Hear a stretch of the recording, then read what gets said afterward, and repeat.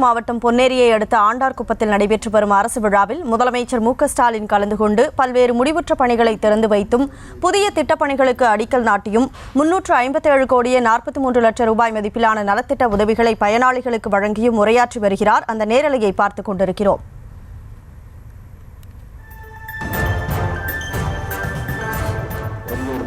தாய்மார்களே, நண்பர்களே, உங்கள் அனைவருக்கும் என்னுடைய அன்பான வணக்கம். தமிழ்நாட்டினுடைய நுழைவு வாயிலும் புனித ஜார்ஜ் கோட்டைக்கு பாதை அமைத்த மாவட்டமான இந்த திருவள்ளூர் மாவட்டத்துக்கு உட்பட்டிருக்கக்கூடிய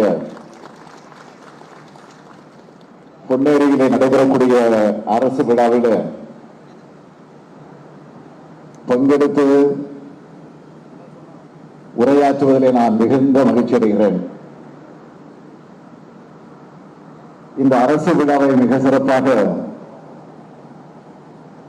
ஏற்பாடு செய்திருக்கக்கூடிய மாவட்டத்துடைய அமைச்சர், நான் வளர்த்த இளைஞரணியில் வளர்ந்த ஆரியூர் சகோதரர் மாண்புமிகு ஆவடி நாசர் அவர்களுக்கும், மாவட்டத்தினுடைய ஆட்சியர் திரு பிரதாப் ஐஏஎஸ் அவர்களுக்கும், அவர்களுக்கு துணை நின்ற அரசு அலுவலர்கள் அத்தனை பேருக்கும் என்னுடைய மனமார்ந்த பாராட்டுக்கள், வாழ்த்துக்கள். முதல்ல என்னுடைய வருத்தத்தை நான் உங்களிடத்தில் தெரிவிக்க கடமைப்பட்டிருக்கிறேன். காரணம், இந்த நிகழ்ச்சிக்கு நான் கொஞ்சம் தாமதமாக வந்து சேர்ந்திருக்கிறேன். அதற்கு நான் காரணம் அல்ல, அதற்கு நாசர் தான் காரணம். காரணம், வருகிற வழியெல்லாம் வரவேற்பு நிகழ்ச்சியில் ஏற்பாடு செய்து அவர் செய்த ஏற்பாடுகள் மட்டுமல்ல, அதையும் தாண்டி அதையும் மீறி பொதுமக்கள் ஆங்காங்கே திரண்டிருந்து வரவேற்றிருக்கக்கூடிய நிகழ்ச்சிகள் எல்லாம் முடிந்துவிட்டு இந்த இடத்திற்கு வந்து சேருவதற்கு தாமதமாக இருக்கிறது. ஆக தாமதமாக என்ற காரணத்தால் தான் இங்கு வந்திருக்கக்கூடிய அனைவரும் பேச முடியாமல் அவர் அத்தனை பேரின் சார்பில் நான் ஒருவனே பேசக்கூடிய வாய்ப்பை பெற்று ஏற்கனவே காலம் கடந்து வந்திருக்கக்கூடிய நேரத்தில் நீர் காத்திருக்கக்கூடிய இந்த சூழ்நிலையில இன்னும் உங்கள் பொறுமையை சோதிக்க நான் விரும்பாத காரணத்தால் நான் ஒருவனை அதுவும் சுருக்கமாக உங்களிடத்தில் உரையாற்ற கடமைப்பட்டிருக்கிறேன். தலைவர் கலைஞர் தான் நவீன தமிழ்நாட்டினுடைய சிற்பி. அதற்கு அடையாளமாக விளங்கக்கூடிய இடம்தான் இந்த திருவள்ளூர் மாவட்டமும் அதனுடைய சுற்றுப்புறங்களும். எப்படின்னு கேட்கிறீங்களா? மணலி, அம்பத்தூர், திருவள்ளூர், உப்பிடிப்பூண்டி, திருவள்ளூர், இருங்காட்டுக்கோட்டை, மரமலை நகர்னு திருவள்ளூர், சென்னையை சுற்றி இருக்கக்கூடிய தொழில் வளாகம் எல்லாமே முதலமைச்சராக இருந்த தலைவர் கலைஞர் அவர்களால் உருவாக்கப்பட்டதுதான். அதுதான் இந்த பகுதியில் இருக்கிற இளைஞர்களுக்கு ஏராளமான வேலைவாய்ப்புகளை வழங்கி அவங்களும் அவங்க குடும்பங்களும் பொருளாதாரத்தில் இன்றைக்கு முன்னேறக்கூடிய அடித்தளமாக அமைந்திருக்கு. கார் உற்பத்தி தொழிற்சாலைகளை தொடங்கி கண்ணாடி உற்பத்தி தொழிற்சாலைகள் வர எல்லாமே தலைவர் கலைஞருடைய காலத்தில் தொடங்கப்பட்டதுதான். உலோக தகடு முதல் ஏர் கண்டிஷன் வர உற்பத்தி பண்ற தொழிற்சாலைகள் எல்லாம் கழக ஆட்சியில் திறந்து வச்சதுதான். கடந்த 4 ஆண்டு காலத்தில் மட்டுமே நம்ம திராவிட மாடல் ஆட்சியில உங்கள் திருவள்ளூர் மாவட்டத்திற்கு எவ்வளவு பணிகளை செஞ்சு கொடுத்திருக்கிறோம். அதையெல்லாம் முழுசா பட்டியல் போட்டா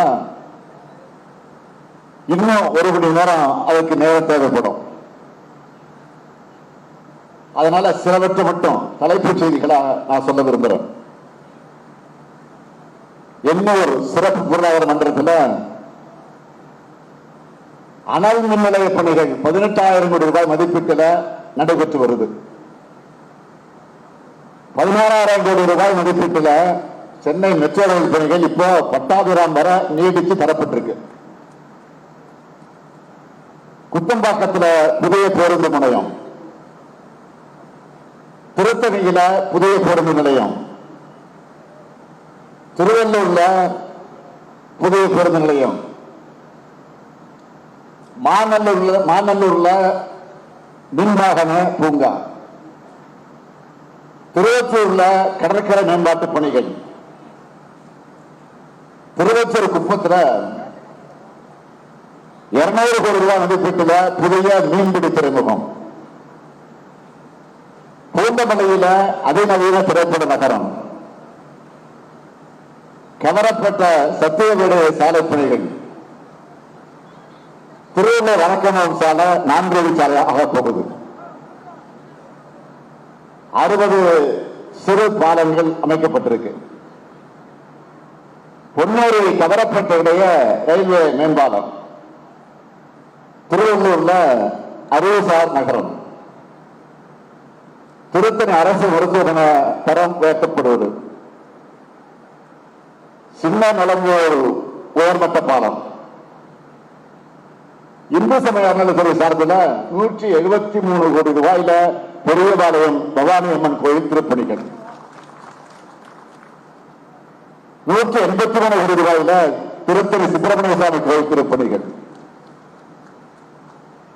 52 கோடி ரூபாய் மதிப்பீட்டில் திருவேற்காடு கருமாரியம்மன் கோயில் திருப்பணிகள்,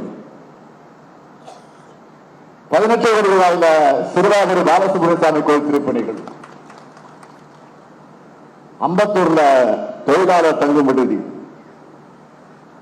திருமணிசை துணை நகர திட்டம், 78 மருத்துவ உள்கட்டமைப்பு வசதிகள், இப்படி சொல்லிக்கிட்டே போகலாம். இந்த பட்டியலை வாங்கி பார்த்தப்போ எனக்கு கொஞ்சம் மலைப்பா இருந்துச்சு. எல்லா திட்டங்களையும் திருவள்ளூருக்கு திருப்பி விட்டாங்களே கூட நினைச்சேன். அமைச்சர் நாசர் அந்த அளவுக்கு தன் மாவட்டத்திற்கு திட்டங்களை கேட்டு வாங்கி சாதனை படைத்திருக்கிறார். இப்படித்தான் இந்த மாவட்டம் மட்டும் இல்ல, அனைத்து மாவட்டங்களுக்கும் பல பல திட்டங்களை இந்த திராவிட மாடல் ஆட்சியில தொடர்ந்து நாம வழங்கிட்டு வரோம். ஏற்கனவே இருந்த அதிமுகவுடைய 2 ஆட்சி காலத்துல 10 ஆண்டு காலமாக முடங்கி கிடந்த உட்கட்டமைப்பு வளர்ச்சி பணிகள் கடந்த 4 ஆண்டுகளாகத்தான் அது சுறுசுறுப்பா நடந்துகிட்டு இருக்கு. இன்று 390 கோடி ரூபாய் மதிப்பில் திட்டங்களை நான் அடிக்க நாட்டியிருக்கிறேன். இந்த திறந்த செய்யக்கூடிய திட்டங்களுடைய மொத்த மதிப்பு என்னன்னு கேட்டீங்கன்னா 418 கோடி ரூபாய். 2,02,531 பயனாளிகளுக்கு 357 கோடி ரூபாய் மதிப்பிலான நலத்திட்ட உதவிகளை வழங்குறேன். அந்த வகையில ஒட்டுமொத்தமாக கூட்டி பார்த்தீங்கன்னா 1,166 கோடி ரூபாய் மதிப்பிலான விழாவா இது நடைபெற்றிருக்கு. அந்த வகையில ஒட்டுமொத்தமாக கூட்டி பார்த்தீங்கன்னா 1,166 கோடி ரூபாய் மதிப்பிலான விழாவா இது நடைபெற்றிருக்கு. இந்த விழாவில் எனக்கு மிகுந்த மகிழ்ச்சி தரது என்ன தெரியுமா? பல ஆண்டுகளா இருந்த பிரச்சனை அது தீர்த்து அதிகமான அளவு இன்றைக்கு மக்கள் பயன்பெறக்கூடிய வகையில் பட்டா வழங்குறது தான் எனக்கு மிகுந்த மகிழ்ச்சி. எவ்வளவு பேருக்கு இன்னைக்கு வழங்க போறோம் தெரியுமா? இந்த மாவட்டத்தை பொறுத்த வரைக்கும் 63,124 பேருக்கு பட்டா வழங்க போறோம். நான் கலந்து கொண்ட நிகழ்ச்சிகளே இந்த அளவுக்கு பட்டா வழங்குறது இந்த நிகழ்ச்சியில் தான் இவ்வளவு அதிகம். இதுக்காக பாடுபட்டு இருக்கக்கூடிய வருவாய்த்துறை, மாவட்ட நிர்வாகம் அனைவருக்கும் என்னுடைய ஸ்பெஷல் பாராட்டுக்கள், என்னுடைய ஸ்பெஷல் வாழ்த்துக்கள். ஏன்னா மனிதனுடைய வாழ்க்கையில் வாழ்விடம் என்பது ரொம்ப அத்தியாவசியம், முக்கியமானது. அந்த உரிமையும் கொடுக்கிறது தான் நம்முடைய திராவிட மாடல் அரசு. திருவள்ளூர் வந்துட்டு உங்க எதிர்பார்ப்புகளை நிறைவு செய்யாம நான் போக முடியுமா? அதனால புதுசா ஒரு 5 அறிவிப்புகளை நான் இந்த விழாவில் வெளியிட போறேன். முதல் அறிவிப்பு, கடம்பூர் ஊராட்சி ஒன்றியம் தண்டலம் கலசவநல்லத்தூர் சாலையில் கூவமாற்றின் குறுக்க 20,37 லட்சம் ரூபாய் மதிப்பீட்டில் உயர்மட்ட பாலம் அமைக்கப்படும். இரண்டாவது அறிவிப்பு, திருவாலாங்காடு ஊராட்சி ஒன்றியம் மணவூர் லட்சுமி விலாசபுரம் சாலையில்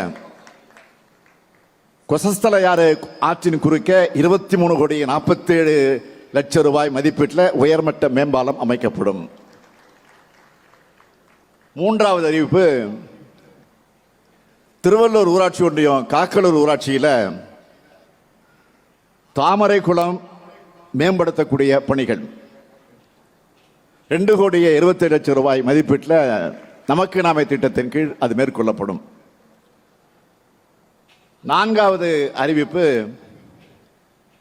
இந்தியாவிலேயே 2வது பெரிய உப்புத்தர நில ஏரியாக இருக்கக்கூடிய பழவேற்காடு ஏரி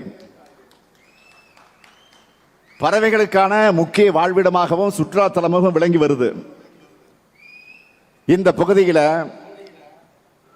சூழலியல் சுற்றுலா வசதிகள் ஏற்படுத்தப்படும்.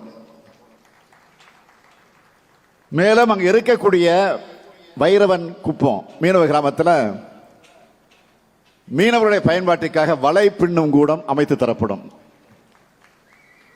இறுதியா மிக முக்கியமான 5வது அறிவிப்பு, வாகன போக்குவரத்து அதிகமாக இருக்கக்கூடிய திருமழிச ஊத்துக்கோட்டை சாலை 51 கோடி ரூபாய் மதிப்பீட்ட அகலப்படுத்தி மேம்படுத்தப்படும். இப்படி நம்ம அரசோட அக்கறையான நிர்வாகத்தால அனைத்து துறையும் இன்னைக்கு வளர்ந்துகிட்டு வருது. அனைத்து தரப்பு மக்களும் வளர்றாங்க. அதனாலதான் தமிழ்நாடு அனைத்து வகையிலும் வளர்ச்சி அடையுது. தமிழ்நாடு அரசு செயல்படுத்தி கொண்டிருக்கக்கூடிய திட்டங்களால தமிழ்நாட்டில் மாபெரும் சமூக புரட்சி நடைபெற்று வருது. நீங்க பாக்குறீங்க, மகளிருக்கு வழங்குகிற 1000 ரூபாய் உரிமை தொகை, பெண்களுடைய பொருளாதார சுதந்திரம் இன்னைக்கு அவங்களுக்கு அளிச்சு அவங்க தன்னம்பிக்கையை உயர்த்தி இருக்கு. நீங்க என்ன சொல்றாங்க, அந்த பஸ்ஸை பார்த்து ஸ்டாலின் பஸ் என்று நீங்க அன்போடு கூப்பிடுகிற அந்த விடியல் பயணம் திட்டத்தால பெண்கள் மேற்கொள்ளுகிற பேருந்து பயணங்கள் அதிகரிச்சிருக்கு. அது மட்டுமா, காலையில பசியோடு பள்ளிக்கு வந்த மாணவர்கள் இப்போ சூடான சுவையான ஊட்டச்சத்து உணவை கால உணவு திட்டத்தில் சாப்பிட்றாங்க. இதனால அவங்க வருகை அதிகரிச்சிருக்கு. தாய்மாருடைய பணிச்சுமை குறைஞ்சிருக்கு. குழந்தைகள் சத்து குறைபாட்டை போக்க கர்ப்பிணி தாய்மார்கள் மற்றும் குழந்தைகளுக்கான ஊட்டச்சத்தை உறுதி செய் திட்டத்தை கொண்டு வந்திருக்கிறோம். அரசு பள்ளியில் படித்த மாணவர்களுக்கு மாதம் 1000 ரூபாய் தரக்கூடிய புதுமை பெண் தமிழ் புதல்வன் திட்டங்கள் மூலமா அரசு பள்ளியுடைய மாணவர்கள் காலேஜில் சேர்றது, கல்லூரியில் போய் சேர்றது கடந்த 3 வருஷம் பார்த்தீங்கன்னா 30 விழுக்காடு அதிகரிச்சிருக்கு. தொழிற்சாலைகள் இல்லாத மாவட்டங்களே இல்லைன்னு சொல்ற அளவுக்கு எல்லா மாவட்டங்களையும் தொழிற்சாலைகளை நிறுவிட்டு இருக்கிறோம். தொழிற்சாலையை நிறுவுவது மட்டும் இல்ல, அந்த நிறுவனங்களில் பணிபுரியக்கூடிய ஏற்ற திறன்மிக்க இளைஞர்களை உருவாக்க நான் முதல்வன் போன்ற திட்டங்கள் தொலைநோக்கு பார்வையோடு உருவாக்கி இருக்கிறோம். வளமான தமிழ்நாடு மட்டும் இல்ல, நலமான தமிழ்நாடாக உருவாக்கிட்டு இருக்கோம். மக்களை தேடி மருத்துவம், இன்னுயிர் காப்போம் நம்மை காக்க 48, இது போன்ற செயல் திட்டங்களை தொடர்ந்து செஞ்சுக்கிட்டு இருக்கிறோம். இப்படி நாட்டுக்கே முன்னோடியாக பல முற்போக்கு திட்டங்களை நம்ம திராவிட மாடல் அரசு செஞ்சுட்டு வருது. சட்டமன்ற கூட்டத்தொடர் நடந்துகிட்டு இருக்கு. நீங்க செய்தியெல்லாம் பார்த்திருப்பீங்க, தொலைக்காட்சியிலும் பார்த்திருப்பீங்க, பத்திரிகையிலும் படிச்சிருப்பீங்க. விளிம்பு நிலை மக்களுக்கு நம்ம அரசு அதிகாரம் வழங்குது. என்ன? தமிழ்நாட்டில் இருக்கக்கூடிய எல்லா உள்ளாட்சி அமைப்புகளையும் மாற்றுத்திறனாளிகள் தேர்தலிலே போட்டியிடலாம். உள்ளாட்சி தேர்தலில்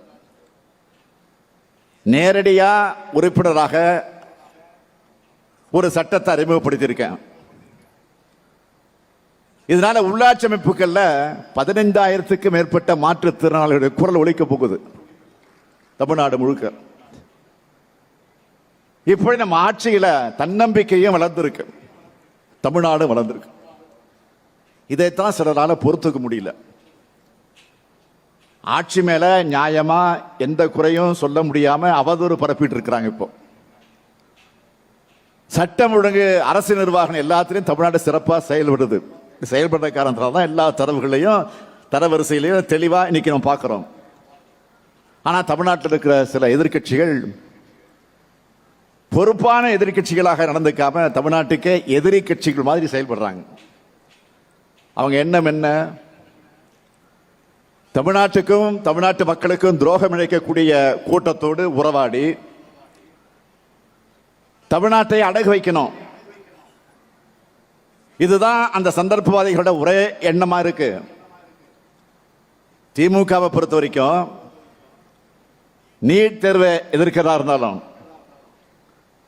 மும்மொழி திட்டத்தை நிராகரிக்கிறதா இருந்தாலும், வக்திருத்த சட்டத்தை எதிர்க்கிறதா இருந்தாலும், தொகுதி மறுசீரமைப்புக்கு எதிராக பாதிப்படையக்கூடிய மாநிலங்களை ஒன்று திரட்டுறதா இருந்தாலும், நாம தான் இந்திய அளவில் வலுவா ஓங்கி குரல் கொடுத்துட்டு இருக்கிறோம். மாநில உரிமையுடைய அகில இந்திய முகமா திமுக தான் இருக்கு. சமீபத்தில் சென்னை வந்திருந்த ஒன்றிய உள்துறை அமைச்சர் அமித்ஷா அவர்கள்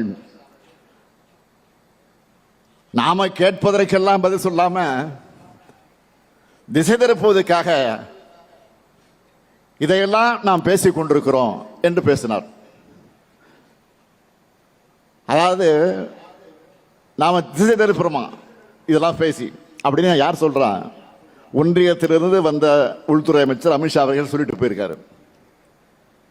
நான் சொல்ல விரும்புறது, இந்தியாவில் இருக்கக்கூடிய எல்லா மாநிலங்களுக்கும் சேர்த்து தான் தமிழ்நாடு போராடுது.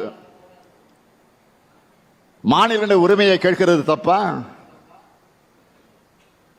நீங்க எதையும் செய்யாத காரணத்தினால தானே ஆளுநர்களுக்கு எதிராக உச்சநீதிமன்றம் வரைக்கும் போய் நம்ம வரலாற்று சிறப்புமிக்க தீர்ப்பு பெற்றோம். திமுகவோட போர் என்னன்னு தமிழ்நாட்டு மக்களுக்கு மட்டும் இல்ல, இந்தியாவில் இருக்கக்கூடிய எல்லோருக்கும் தெரிஞ்சிருக்கப்போ இதான் திமுக போவர்.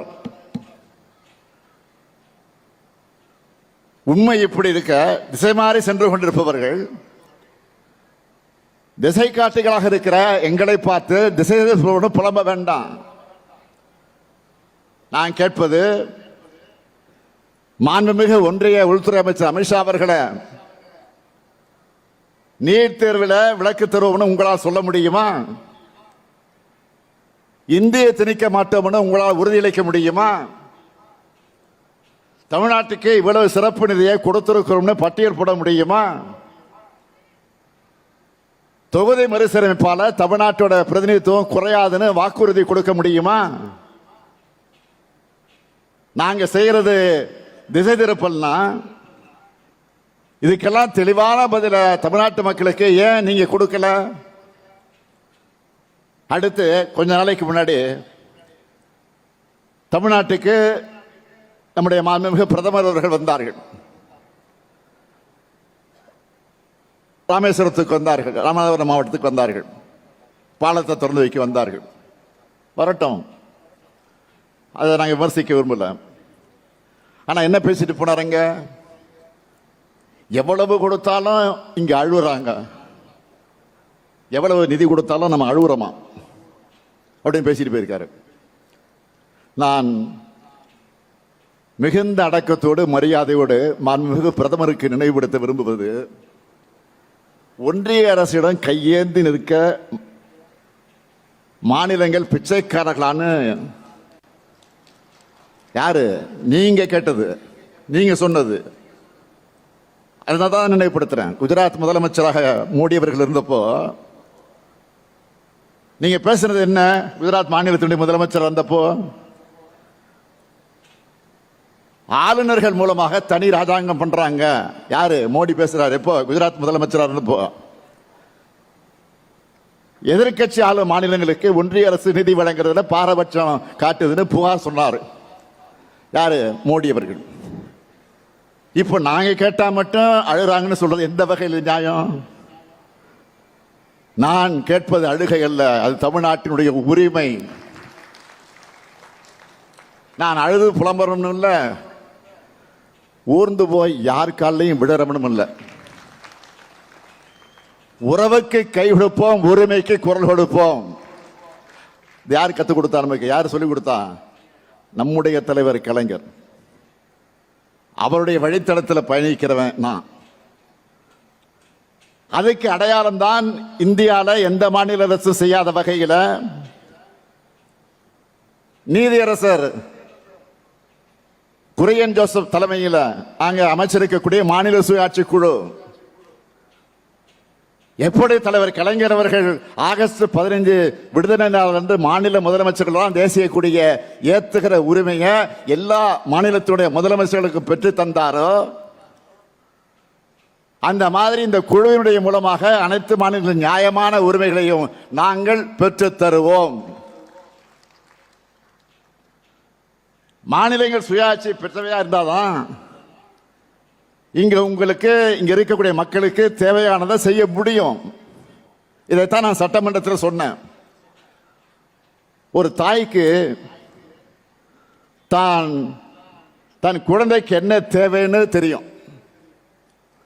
ஒரு தாய்க்கு தான் தெரியும் தன்னுடைய குழந்தைக்கு என்ன வேணும்னு. தன் குழந்தைக்கு என்ன கொடுக்கணும்னு எங்கேயோ டெல்லியில் இருக்கிறவங்க தீர்மானிச்சா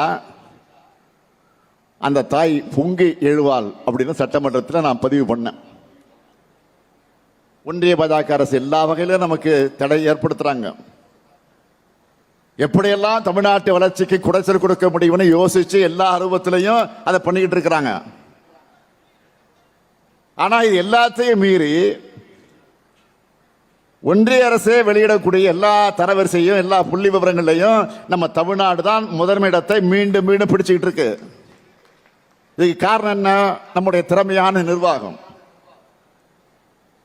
இத்தனை இடர்பாடுகளை நீங்க உருவாக்கும் போதே நாங்க இவ்வளவு சிறப்பாக செயல்படுறோம்னா, எங்களை வஞ்சிக்காம தமிழ்நாட்டுக்கு நியாயமா கிடைக்க வேண்டிய நிதியை கொடுத்தா, எங்க உரிமைகளை தடையிடாம இருந்தா எங்களால் இன்னும் பல மடங்கு சிறப்பாக செயல்பட முடியும். நீங்க செய்யலன்னா நீங்க ஏற்படுத்துகிற தடைகளை எல்லாம் ஒவ்வொன்றா சட்டபூர்வமா உடைச்செறிவோம். அது மட்டுமல்ல, தமிழ்நாட்டை எல்லா துறைகளில் நம்பர் 1 மாநிலமாக மாற்றுவதற்கு நாங்கள் உழைச்சு கொண்டே தான் இருப்போம். இதனாலதான் தமிழ்நாடு மட்டும் எப்படி தனித்துவமா இருக்கலாம்னு நீங்க நினைச்சு ஒன்றிய உள்துறை அமைச்சர் அமித்ஷா அவர்கள் சொல்றாரு, நாங்க 2026 நாங்க தான் ஆட்சி அமைப்போம் நாடாளுமன்றத்தில் பேசுறாரு. தமிழ்நாட்டுக்கு அதையே சொல்லிட்டு போயிருக்கிறாரு. நான் அவருக்கு சவாலா ஒன்று சொல்லிக்க விரும்புறேன். டெல்லியின் ஆளுகைக்கு தமிழ்நாடு என்றைக்குமே அடிபணியாது. அப்படி ஒரு தனி குணம், ஒரு தனித்தன்மை கொண்டவங்க நாங்க. மற்ற மாநிலங்களில் போய் அங்க உள்ள கட்சிகளை உடைச்சு ரைடு மூலமா மிரட்டி ஆட்சி அமைக்கிற உங்க ஃபார்முலா எங்க தமிழ்நாட்டில் வேலைக்காகாது. நீங்க ஏமாற வேண்டாம். 2026 திராவிட மாடல் ஆட்சி தான். எங்க தமிழ்நாடு எப்பவுமே டெல்லிக்கு அவுட் ஆஃப் கண்ட்ரோல் தான். இங்க இருக்கக்கூடிய சிலரை மிரட்டி கூட்டணி வச்சுட்ட நீங்க ஜெயிக்க முடியுமா? உங்க பரிவாரங்கள் எல்லோரையும் சேர்த்துக்கிட்டு வாங்க, நீங்க ஒரு கை பார்ப்போம். நான் கேட்கிறது, தமிழர்களை எப்படியெல்லாம் நீங்க கொச்சைப்படுத்தினீங்க, அண்மையிலே கூட ஒன்றிய கல்வி அமைச்சர் தர்மேந்திர பிரதான் அவர்கள் தமிழர்களுடைய நாகரிகம் இல்லாதவங்கன்னு சொல்லிட்டு மன்னிப்பு கேட்டார. அதுக்கு முன்னாடி இன்னொரு ஒன்றிய அமைச்சர் தமிழர்கள் வெடிகுண்டு வைக்கிறவங்கன்னு சொல்லிட்டு மன்னிப்பு கேட்டா. நீங்க என்ன ஒடிசாவில் பேசுனீங்களா? பூரி ஜெகநாதர் கோயில் கருவூல சாவியை திருடி தமிழ்நாட்டில் வச்சிருக்காங்கன்னு நீங்களும் பிரதமரும் ஒடிசாவில் போய் பேசுனீங்க. தமிழ்நாட்டை சார்ந்த ஐஏஎஸ் அதிகாரி ஒருவர் ஒடிசா மாநிலத்துடைய முதலமைச்சருடன் இருக்கிறார் என்பதற்காக ஒரு தமிழர் ஒடிசாவை ஆளலாமா என்று கேட்டு பிரித்தாளும் சூழ்ச்சி நடத்தினீங்களா? அது மாதிரி இங்க செய்ய முடியாது. இங்க நீங்க தன்மானமும் தமிழ் இனமானமும் இல்லாத கொத்தடிமையோட துரோக கூட்டணியை சேர்ந்து தமிழ்நாட்டு ஆள நினைக்கிறீங்க. நீங்க கொஞ்சம் வரலாற்று எடுத்து பாருங்க. சுயமரியாதையும் மானம் வீரம் விவேகம் கூட நல்லிணக்கு உள்ள மண் எங்கள் தமிழ் மண். ஆதிக்கத்தையும் ஆக்கிரமிப்பையும் எந்த காலத்திலும் அனுமதிக்காத மானமுள்ள மண் இந்த தமிழ் மண். தேர்தலுக்குள்ள அடுத்த ஓராண்டு நீங்க எப்படியெல்லாம் ஏவல் அமைப்புகளை வச்சு மிரட்டுவீங்கன்னு எங்களுக்கு தெரியும். ஏன் நாட்டு மக்களுக்கு நல்லாவே தெரியும். நாங்க இந்த உருட்டல் மிரட்டுக்கெல்லாம் அடிபணிகிற அடிமைகள் அல்ல. அமித்ஷா இல்ல, எந்த ஷாவா இருந்தாலும் சார் எங்களை ஆள முடியாது. இது தமிழ்நாடு. இந்த முத்துவேல் கருணாநிதி ஸ்டாலின் இருக்கும் வரை உங்க திட்டம் பலிக்காது. தமிழ்நாடு போராடும், தமிழ்நாடு வெல்லும். விடைபெறுகிறேன். நன்றி, வணக்கம். திருவள்ளூர் மாவட்டம் பொன்னேரியை அடுத்த ஆண்டார்குப்பத்தில் நடைபெற்ற அரசு நிகழ்ச்சியில் முதலமைச்சர் மு.க. ஸ்டாலின் பேசிய நேரலையை பார்த்தோம். அவர் பேசியவற்றை பின்னர் விரிவாக பார்க்கலாம்.